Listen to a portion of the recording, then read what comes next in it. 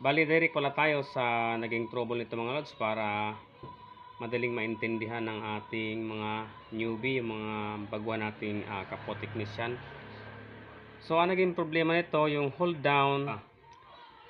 Minsan, ang nagiging dahilan ng pag-hold down ng oscillation ay ang vertical IC.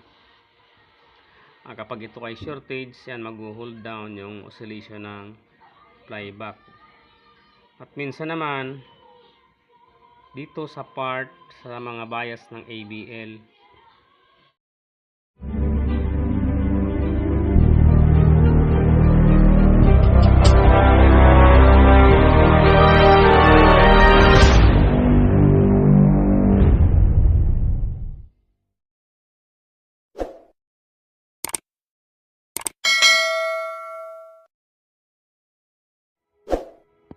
Ayan, mapagpalang gabi sa inyong lahat mga lods. So, bali, mayroon pala ako ditong nirepair na CRT TV na ang brand ay Sharp na Primo. So, ang naging problema niya ay within 3 seconds mag-hold down yung kanyang oscillation. So, bali ito pala ay inabot ng baha ng bagyong Christine. So ito mga lods ay binigay lang sa akin ng aking kaibigan kasi nakasagabal na daw sa kanyang kwarto. Bali, direct pala tayo sa naging trouble nito mga lods para madaling maintindihan ng ating mga newbie, yung mga baguhan nating kapwa technician. So, ang naging problema nito, yung hold down, minsan ang nagiging dahilan ng pag-hold down ng oscillation ay ang vertical IC. Kapag ito ay shortage, yan mag-hold down yung oscillation ng flyback. At minsan naman, dito sa part sa mga bias ng ABL.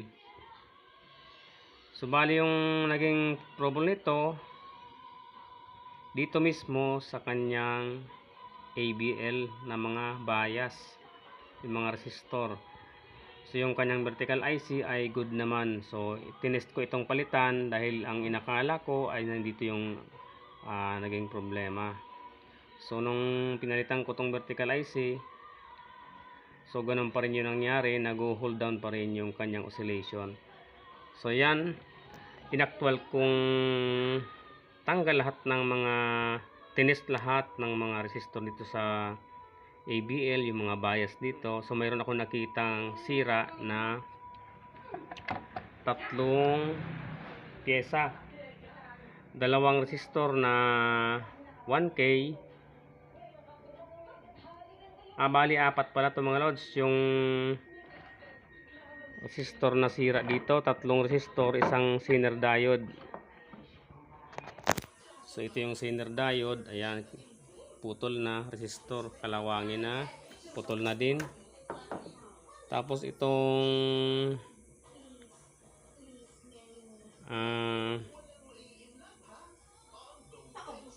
100K na resistor, ayan, dalawang 1K,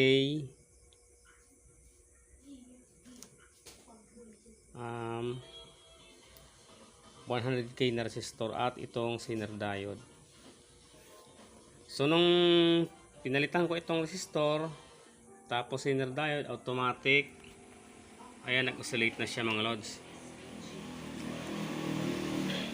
So yan mga lods, test natin para makita nyo na okay na yung ating ni-repair na TV. Ayan. Ayan mga lods, bali pinower ko na. Ayan, nag-oscillate na yung kanyang flyback. So yan, yan na siya mga lods. So bali mayroon pa akong nakikitang problema nito mga lods, yung kanyang kulay. Ayan kulay dilaw. So may problema pa ito sa kanyang CRT board. So ang gagawin natin dito mga lods, i-reheat natin lahat ng transistor dito o maging resistor. Sigurado may nag-lost contact na siya dyan sa CRT board.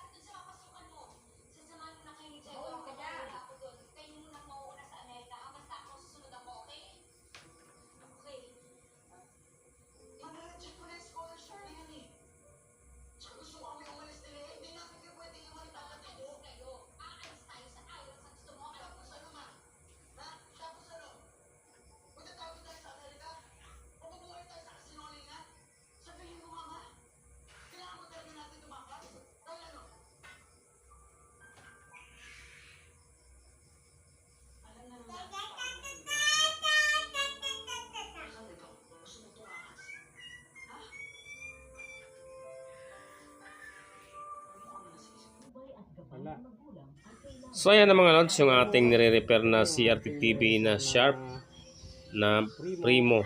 So ayan, successful na yung ating nire-repair. So ayan mga lods, maraming salamat at sana ay mayroon kayong natutunan na kahit konting ideya sa aking in-upload na video. Ayan, maraming salamat ulit sa lahat ng ating mga friends na kapwa-technician at sa lahat ng ating mga subscriber. Ayan, thanks for watching.